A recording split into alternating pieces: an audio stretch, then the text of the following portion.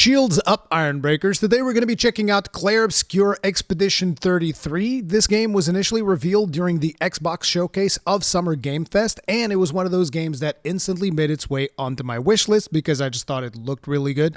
It is a turn-based RPG, so I'm very curious to see what this studio is doing with it. So without any further ado, let's go ahead and check out this gameplay that was released just yesterday.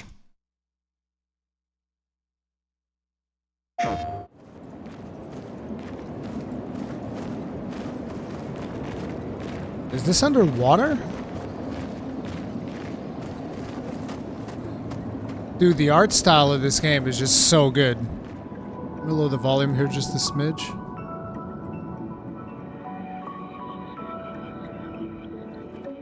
'68. Elodie's expedition. You know the commanders of every expedition. Expedition 68. Their boat was blown into the air by a storm. Lumiere lost sight of it, but assumed they crashed on the continent. And they survived. The storm, at least. All right, let's keep moving. We found the weird corals. Mael must be close by. So, first impressions on what we've seen of this cutscene so far, the lip syncing feels pretty good. The voice acting also sounds really nice. I like the overall ambient sounds. The music hasn't really grabbed me yet, but let's keep watching and see where it goes with it. It's kind of like, I want to pause because I don't want to interrupt the flow too much, you know, speaking over what they're saying and whatnot so that everybody can enjoy the experience. Visuals look really good too. Particularly like the art style. Wait. Everyone.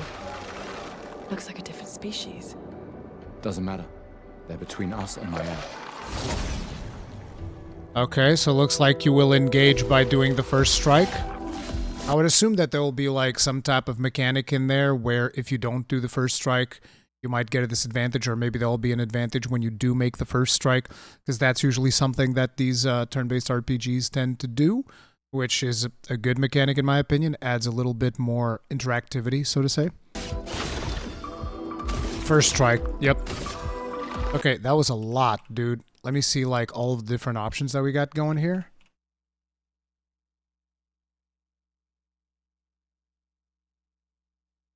Actually, I could have just done this instead. Maybe? No, it's not, because it's the wrong thing. Okay.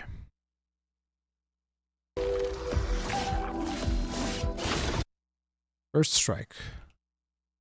Show me what we got. So we got skills, attack, items.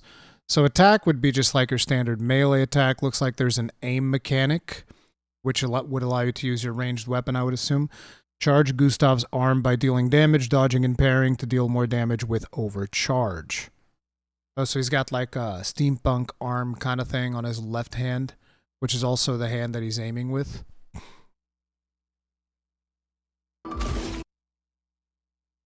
So I don't know what he pressed, but it looks like we have overcharge, high lightning damage based on the amount of charges.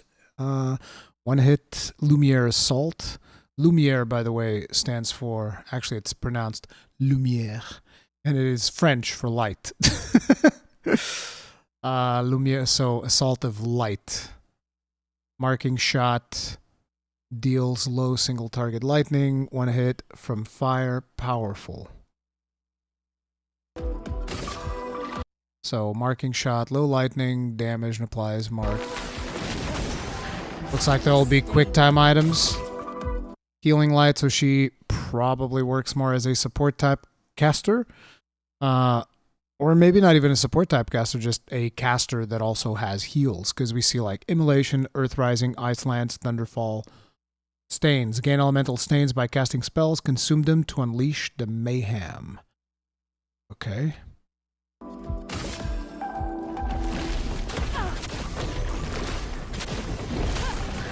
Okay, so it looks like it's going to be turn-based with QTEs. These animations are awesome. Okay, I really like that the the end screen of the combat is super fast, because that's one of the things that sometimes happens with a lot of these turn-based RPGs, is because they start going to like, okay, you've gained this amount of experience, you've defeated these enemies, this person leveled up, and in here it was just like snappy. I think that's a good move.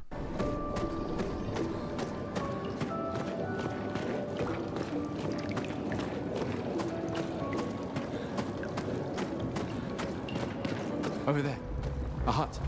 I wonder how open the exploration actually is, or if it's going to be more linear. Right now, the vibe that I'm getting from this gameplay is that it's going to be a little bit more on the linear side, which is fine. It's not the end of the world, but it would be interesting if it was a little bit more open. But again, this is still like very quick snapshot. Slow down. We don't know what's inside yet.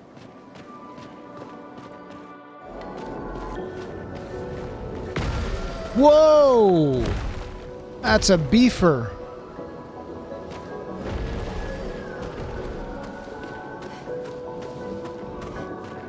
So it looks like you might be able to change who your party leader is.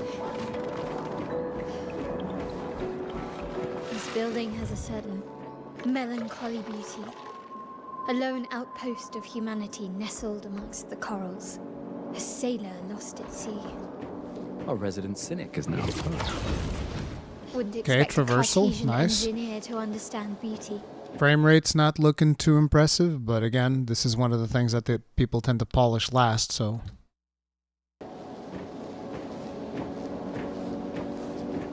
So you'll be able to navigate there as well. But you could have sneaked up on the dude that was over there. Okay, so it looks like you will be rewarded for exploration. Yep, they're going to give you an item in here. Okay. This New should help. Pictos. Looks like some type of socket thing that you would socket onto characters to increase their combat prowess. This animation, I feel like, is a little bit weird. The way the female is running is just a little... I don't know, feels a little bit wonky. Maybe it's part of her story. You can see that she's got a bandage on her leg, so maybe she's limping a little bit. I don't know.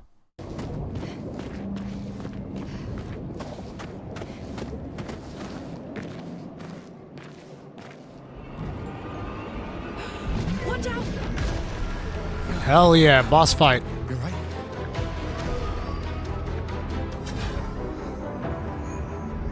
It only attacks when... It's coming. Goblu. Goblu jumps. Ooh! Okay, how did they just like parry 2 attacks into a dodge? What the hell kind of luck is this? What is this RNG? Or did they somehow affect this? Maybe there's a button press while you're doing it? I don't know, but I'm really liking what they're doing with the game. It seems like they're getting really creative with the systems and whatnot, which is cool. Overcharge from fire. Dude, these animations.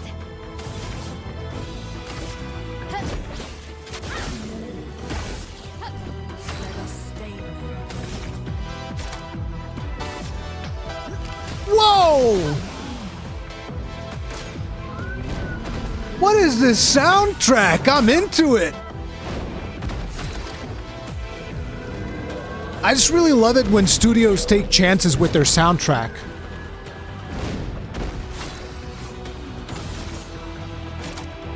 Flurry, flurry.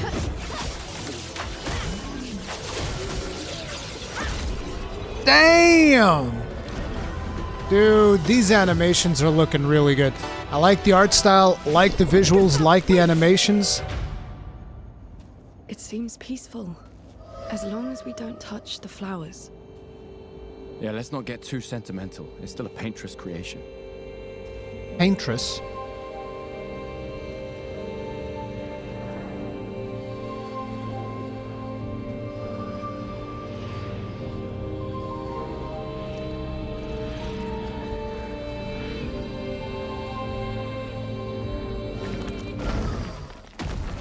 Putain! Damn, Maya, what was that? It felt familiar somehow. Gustav, We won't understand what's going on if we kill everything that moves. The No, actually, I support Gustav on this. You should definitely have killed that thing. And Gustav's also got a gun. He's my man. Astral Village must be ahead. You know what Neverons are capable of. She'll be fine.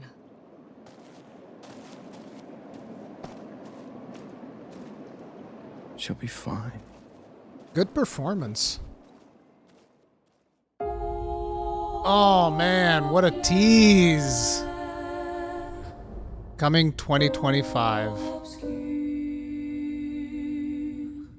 This is going to be one to keep our eyes on, in my opinion. I really liked what they shown there. I thought that the gameplay looked really fun, even though I know there's some people out there that are going to be like, oh my god, the QTs, I don't like QTs, all of this stuff. I get it. Maybe that won't be for everyone, but personally, I appreciate them trying to do something new. Maybe there'll be like an accessibility setting or something where you can kind of like turn those off and transform them into RNG, even though me personally, if I can have control over it, I would rather have control over it than do the button inputs. Didn't seem like it was going to be too hard to do. So yeah, overall, from what I'm getting out of this trailer, considering that this was already a game that I was kind of like impressed by on its first showing, and now that they're showing more gameplay, what am I getting out of this? Visuals look really, really good. I'll be curious to see what they look like on final showing, particularly, I don't know if this is a PlayStation exclusive. No, it can't be a PlayStation exclusive. It was showed at the Xbox first, so I'm assuming this will also be on PC and stuff. So I'll want to check that out. I'm kind of hesitant as to how this is going to run because it is running on Unreal Engine. It says it right there on the end screen. And Unreal Engine 5, usually new games on Unreal Engine 5, they struggle a little bit. I did see a couple of frame dips there, but like I said, I'm not overly concerned because, you know, frame rate is something that they work on last, so I'll be more curious to see when we get a little bit closer to release, like what their trailers are looking like then. But for now, those visuals look really good. The art style looks absolutely phenomenal. The animation looks fantastic.